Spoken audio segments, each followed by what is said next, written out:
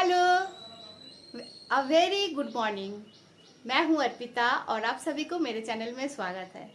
तो आज है रथ के अगले दिन यानी कि 2 तारीख।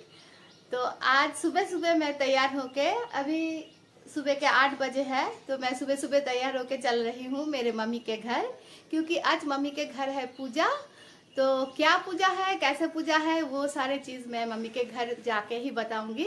तो पहले चलिए चलते हैं मम्मी के घर।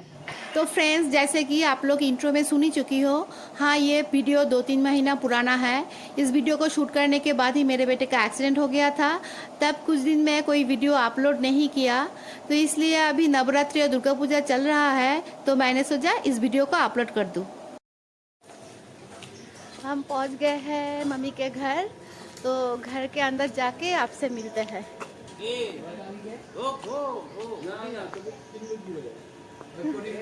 और ये हम मायके पहुंच गए, और मायके पहुंचते ही मैं पूजा के काम में जुड़ गई थी।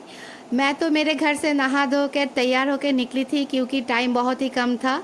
सुबह 11 बजे पूजा के मुहूर्त निकली थी। तो यहाँ मैं पहले आकर अच्छी तरह से हाथ मुंह पैर धोकर ऊपर से गंगा जल छिड़क लिया अपने आप में। तो इसके बाद मैं पूजा के काम में जुड़ गई हूँ, और यहाँ माँ के श्रृंगार हो रहा है। तो मेरे भाई स्पेशली इस पूजा के लिए ये साड़ी मंगवाया था, तो इसलिए मैं माँ काली की फ़ोटो में ये साड़ी पहना रही हूँ, और फूल माला से बहुत ही अच्छी तरह से माँ के श्रृंगार कर रही हूँ। तो पूरे मन से और श्रद्धा से मैंने माँ काली के फ़ोटो को श्रृंगार किए, और नीचे जो अल्पना देख रहे हो वो मेरे माँ ने दिया था। और यहाँ मेरी माँ दाढ़ घाट प्रतिष्ठा रिचुअल निभा रही है। तो दाढ़ घाट है जो घर के अगर कोई शुभ अनुष्ठान होती है, तो घर के मेन दरवाजे की दोनों तरफ जो घट प्रतिष्ठा किया जाता है उसे है कहते हैं, और ये रिचुअल घर के हेड ऑफ द लेडी ही निभाती है। और तब तक पंडित जी आकर पूजा भी शुरू कर चुका था, और यहाँ देवी घट स्थापन कर रहे हैं पंडित जी, और पूजा शुरू हो गया।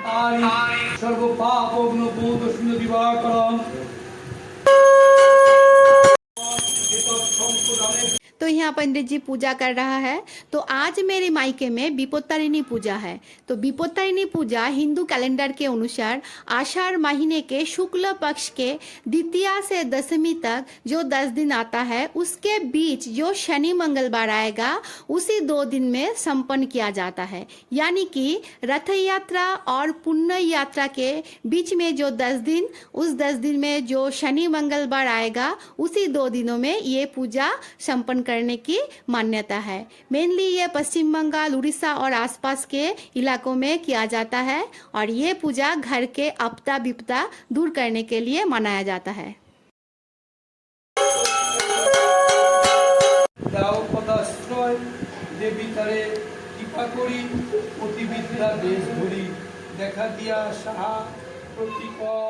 और यहाँ पूजा में भाई भाभी और घर के अन्य सदस्य बैठे हुए हैं, और पंडित जी विपत्तारिणी व्रत कथा सुना रहे हैं। तो इस पूजा में 13 अंक की बहुत ही महत्व है। देवी को 13 तरह के फूल फल मिठाइयाँ नैवेद्य में चढ़ाया जाता है। 13 पान 13 सुपारी भी चढ़ाया जाता है, और लाल सूता में 13 धूप के साथ 13 गांठ बांध के देवी के चरणों में चढ़ाया जाएगा। और पूजा के बाद घर के औरतें अपने बाएं हाथ के रिस्ट में और जेंट्स अपने दाहिने हाथ के रिस्ट में अपने अपने सुरक्षा के लिए 13 दिनों तक ये सूता बांध के रखेगा। स्नान विपदनाशिनी ग्रंथ এখানে হলো সমাপ্ত। বিপত্তারিণী নাম আহুতুলে প্রেমানন্দে ডাকো সবে কৃষ্ণচন্দ্রে জয় হরি শ্রী নন্দ নন্দন ওম তৎসৎ ওম তৎসৎ। पूजा के बाद पंडित जी होम कर रहे हैं। तो माता विपत्तारिणी देवी शक्ति की 108 स्वरूपों में से एक स्वरूप है। जब समुद्र मंथन में विष निकला था और सारे जगत के कल्याण के लिए शिव जी ने वो विष पान कर लिया था, और उस विष के ज्वाला से देवी शिव जी को बचाया था।